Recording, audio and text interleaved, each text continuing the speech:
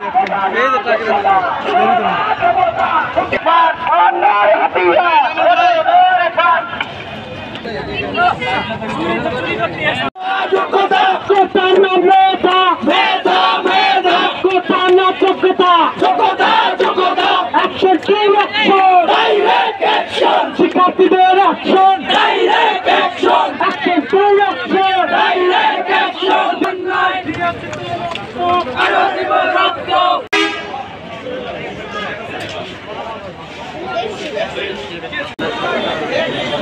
বাইরে থেকে আমাদের মেনে মেনে দেখো আপিসটা এমন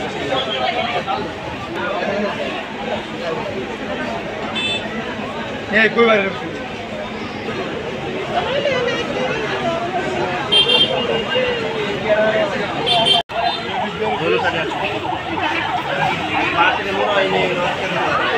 আমার দাবি আজকে আন্দোলন না, এটা হচ্ছে আমার একটা দাবি।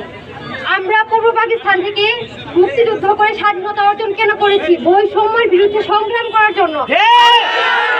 আজকে আমার সোনার বাংলায় সেই বৈষম্যকে ফিরিয়ে নিয়ে আসা হয়েছে। তাহলে আমরা কি পেলাম? আমরা চাই এই বৈষম্যের বিরুদ্ধে রুখে দাঁড়াতে।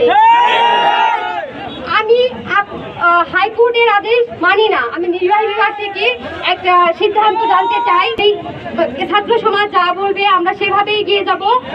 তারপরে আমি একজন নারী হিসেবে আমি চাই না কোনো নারী কোটা থাকুক।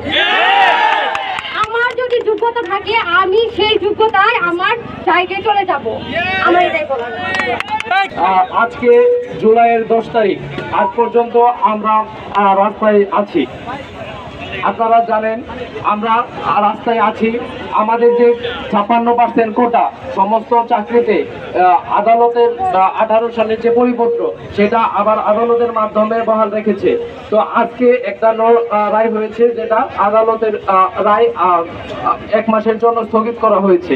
বাট আমাদের যে দাবি, আমাদের যে এক দফা এক দাবি, তার সাথে আদালতের রায়ের কোনো মিল নেই। আমাদের এক দফা এক দাবি সুস্পষ্ট পরিষ্কার।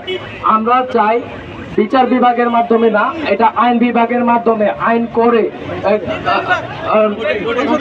সংসদে আইন করে 9ম থেকে 20 গ্রেড পর্যন্ত সংবিধানে উল্লেখিত 28-এর অনুচ্ছেদ 28-এর অনুসারে অনগ্রসর জাতি যারা আছে তাদের জন্য ন্যূনতম কোটা এবং প্রতিবন্ধী কোটা, এটা ছাড়া পুষ্প কোটা, মুক্তিযোদ্ধা কোটা, এটা আমরা চাই না। সুস্পষ্ট এবং পরিষ্কার যে পর্যন্ত আমাদের দাবি, আমাদের কোটা এটা সংস্কার না করা হবে আইন বিভাগ থেকে, ততদিন পর্যন্ত আমরা আমাদের আন্দোলন চালিয়ে যাব।